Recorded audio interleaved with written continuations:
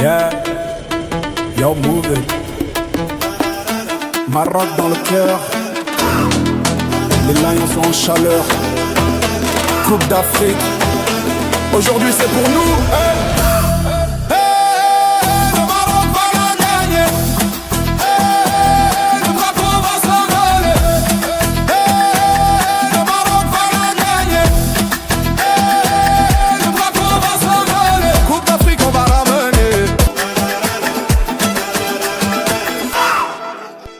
Bonsoir à tous et bienvenue dans votre émission La CAN sur E+ Sport. La CAN a débuté depuis le dimanche dernier par le pays hôte, le Maroc, aux Comores. Ce mardi, les Guépards du Bénin ont fait leur entrée en lice avec une défaite 1-0 face à la RDC avec Villa Maouti. Nous décryptons ce soir le match. Villa Maouti, bonsoir. Oui, bonsoir Aubin, bonsoir à tous les auditeurs qui nous suivent en ce moment, surtout en cette période de la Coupe d'Afrique des Nations qui est la fête du football sur le continent.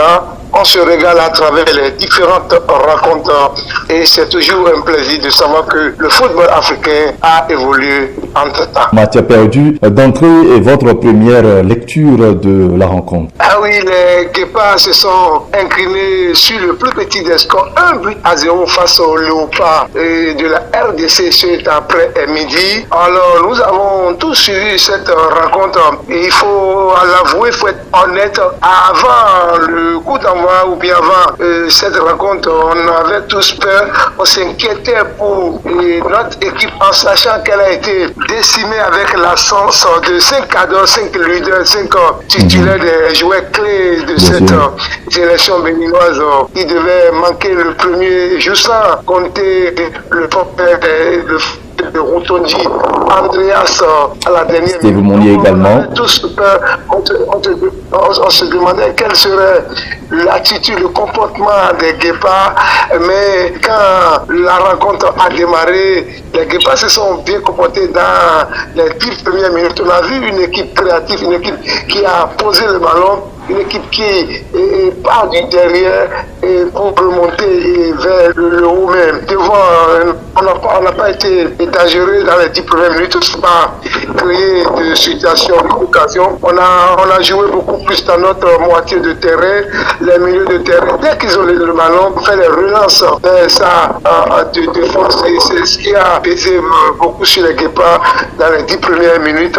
Et ça a profité aussi à l'adversaire qui a profité de son temps fort pour marquer ce but qui est venu de nulle part. Ce but de la 16e minute qui est resté inchangé jusqu'à la fin. Exactement, ce but de Théo Ongona qui est resté inchangé jusqu'à la fin, mais il faut aussi louer les qualités, la volonté des Guépards cet après-midi parce qu'ils se sont donnés à fond. Ça fait longtemps que j'ai vu une équipe béninoise produire un football aussi, un football alléchant plutôt parce que là, les Guépards ont dominé les statistiques sont là pour confirmer mes dits. Ils ont dominé, se sont créés pas mal d'occasions franches de but. Peut-être ils n'ont pas été accompagnés par la chance, ils ont manqué de réalisme dans cette partie, mais on peut dire avec la rencontre que nous avons suivie cet après-midi que l'espoir est permis parce que j'avais des doutes sur cette équipe, sur les capacités, les facultés de cette équipe de proposer du beau foot quand je me réfère à leur match amical face au Burkina Faso. Exactement. Et par rapport à ce qu'ils ont produit cet après-midi, on peut dire qu'il y a eu un changement positif dans le jeu des Béninois. On espère bien que pour le match face au Botswana, ils vont se dominer contre la partie, mais il faut marquer. Pour gagner le match, il faut nécessairement marquer un but de plus que son adversaire. Ils ont tiré les leçons avec le retour des cadeaux. Je pense que le Bénin prendra le dessus sur le Botswana, mais avec quel style de jeu? Est-ce qu'ils vont toujours composer et jouer le football à 11 comme on l'a vu aujourd'hui ou bien on va se démerder et gagner, peu importe la manière, on aura le temps d'y revenir. Oui, Villa Maouti, vous étiez en train de le dire tout à l'heure, c'est vrai, ce n'est pas un match amical. Ce n'est pas également un match des éliminatoires. On parle quand même, néanmoins et quand même de la CAN, de la Coupe d'Afrique des Nations. C'est quand même une compétition continentale, une compétition à haute échelle, une compétition de haut standing. Est-ce qu'avec tout ce qu'on a observé, vu aujourd'hui, bien évidemment, peut-on dire que le Bénin était à la hauteur? C'est vrai, c'est une première période avec beaucoup d'insuffisance, mais la deuxième partie, plus entreprenante et engagée par les guépards du Bénin. Ah oui, on a l'équipe béninoise et décidé à donner le meilleur de lui-même. Mais au même moment, il y a un piège qui guettait les guépards aujourd'hui. Ils se sont exposés en se projetant vers l'avant, en voulant vaille que vaille revenir dans le match. Là, vous êtes en train de parler de la première période de cette rencontre. Ah oui, parce qu'à un moment donné, l'adversaire, après avoir pris l'avantage, a laissé le jeu aux Congolais. Ils ont laissé le jeu aux Béninois et ils sont venus défendre leur avantage dans cette première mi-temps en sachant qu'au retour des vestiaires, ils vont faire le break, marquer le but de l'assurance pour se mettre définitivement à l'abri dans cette partie. Et là, les guépards ont voulu remettre les pendules à l'heure. Mais derrière, il y avait beaucoup de boulevards, mais les Congolais n'ont pas su profiter. Pour tuer le match sur le coup. Alors moi je me demande, face à une équipe joueuse comme le Sénégal, le Mali, le Maroc, les Béninois, ils vont laisser autant d'espace à leur adversaire, mais chaque match avait ses réalités. C'est le Congo en face. Et quand on voit l'équipe béninoise qui a dominé la RDC qui est barragiste pour le mondial, la RDC qui a battu le Cameroun, la RDC qui a éliminé le Nigeria récemment, subi face au Guépard du Bénin, qui a joué avec pratiquement une équipe B. On peut se dire qu'il y a de quoi espérer une quelconque qualification pour les Guépards, mais on ne va pas tomber dans la facilité du jeu parce qu'il s'agit de la CAN où nous avons 3 finales à jouer. Il n'y a pas de défaite honorable dans une compétition majeure qui est la CAN. Il faut gagner, il faut prendre les points si on espère aller le plus loin possible dans cette compétition. Mais nous le savons tous, la RDC est un camp au-dessus du Bénin. Le score est logique, la défaite elle est méritée, mais nous avons notre match décisif, c'est face au Botswana qui s'est incliné 3-0 cet après-midi.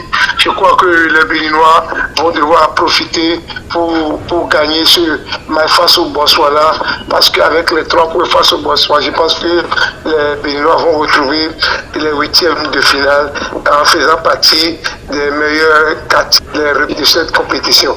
Oui, le Bénin quand même a eu l'expérience de jouer plusieurs éliminatoires de la Coupe d'Afrique des Nations, plusieurs CAN également. La dernière CAN qui remonte en 2019. Bien évidemment, aujourd'hui, on peut dire que le Bénin a quand même un peu d'expérience pour pouvoir affronter ses adversaires. Pensez-vous que les Guépards pouvaient l'emporter aujourd'hui avec quelques occasions franches également?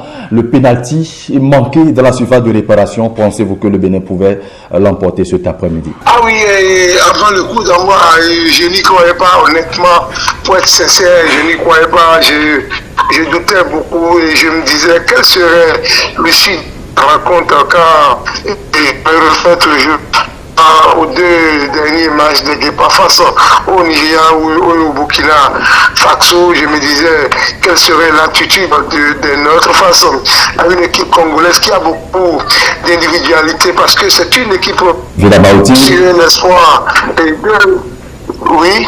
Oui, nous vous avions perdu quelques secondes rapidement, mais nous vous suivons. Donc, on se demandait quelle serait l'attitude des Béninois face à cette équipe congolaise qui fait partie des cadres des meilleurs sur le continent, mais les Béninois se sont bien comportés du début jusqu'à la fin, après cette erreur défensive, ce manque de communication entre les défenseurs qui a profité à Théo Ngonda de donner l'avantage aux Congolais. Je crois bien que les Béninois ont appris de leur dernier passage de la CAN en 2012, quand venait dans une compétition qui est la CAN, on se disait bon, on va faire juste de la figuration et jouer 3 matchs et rentrer tranquillement au bécaye, mais ce n'est plus le cas quand on voit ce que quand on voit ce que les nôtres ont produit aujourd'hui, je pense qu'ils sont partis pour chercher cette qualification et surtout la première victoire du Bénin dans une compétition comme la CAN. Mais les Béninois pouvaient aussi gagner ce match quand on décompte le nombre d'occasions que les Guépas se sont créés. Je crois bien à un moment donné, ils pouvaient bel et bien gagner ce match parce qu'ils ont été supérieurs à la RDC dans plusieurs compartiments. Ouais, surtout dans la deuxième période de cette rencontre. Donc, ce n'est jamais facile d'avoir la possession face à une équipe qui est la RDC, qui est demi-finaliste lors de la dernière édition. Je crois que les Béninois ont montré un beau visage, mais ce n'est pas suffisant. Comme on le dit, on peut faire mal jouer et gagner que de dominer et de perdre parce qu'il s'agit d'une compétition où chaque match compte pour la finalité, pour aller loin. Oui, quand on parle quand même d'une compétition continentale, d'une compétition statutaire de la CAF, où l'on constate quand même la VAR qui ne fonctionne pas, à ce moment T où le Bénin pouvait s'offrir un pénalty, un dysfonctionnement de la VAR.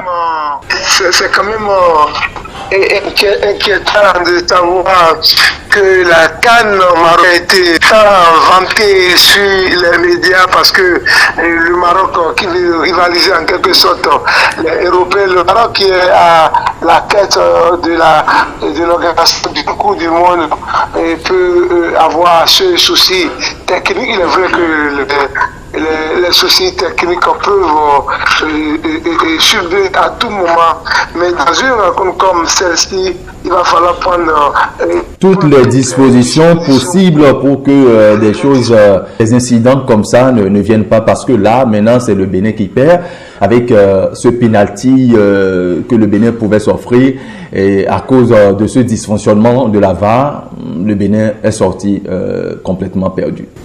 Exactement.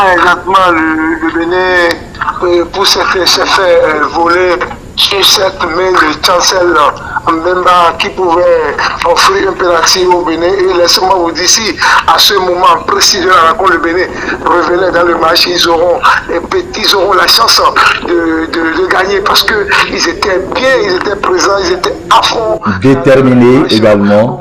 Donc, comme ils étaient vraiment bien dans leur match, quand il y a cette situation qui a tourné à l'avantage de la RDC, mais ça fait beaucoup de bruit sur les sociaux, voire les médias occidentaux, les médias de tous les pays qui en parlent. C'est un signal fort que les gens sont en train d'envoyer aux organisateurs pour leur dire nous ne voulons plus de ce genre de but parce que la CAN c'est quand même la plus grande compétition sur le continent et déjà la deuxième journée il y a cette bourde technique dans l'attention. Certains pays peuvent le pardonner, mais quand il s'agit de grandes nations comme le Nigeria, le Cameroun, ils iront jusqu'au bout. Pourquoi pas ne pas saisir le TAS pour cette situation?